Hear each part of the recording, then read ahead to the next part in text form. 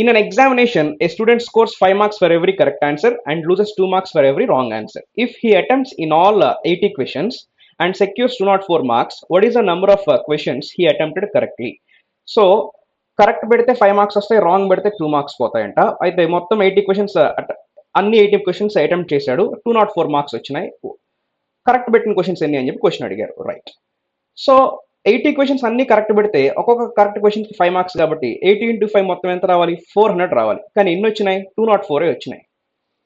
అంటే ఎన్ని రాలేదు, 400 మైనస్ 204, 196 రాలేదు. ఎందుకు రాలేదంటే తప్పు పెట్టాడు కాబట్టి. తప్పు పెడితే ఎన్ని మార్క్స్ పోతాయి, సో కరెక్ట్ తప్పు పెడితే ఎన్ని మార్క్స్ పోతాయంటే ఆ 5 marks Rao and negative marking 2 marks పోతాయి. అంటే ఓవరాల్గా ఎన్ని మార్క్స్ పోతాయి అంటే 7 మార్క్స్ పోతాయి. ఒక క్వశ్చన్ తప్పు పెడితే ఓవరాల్గా 7 మార్క్స్ పోతాయి కదా. 196 మార్క్స్ పోయినాయంటే మొత్తం ఎన్ని క్వశ్చన్స్ పోయినట్టంటే బై 7 చేస్తున్నాను. So 7 2 times and then 8 times, అంటే 28 తప్పు పెట్టాడు.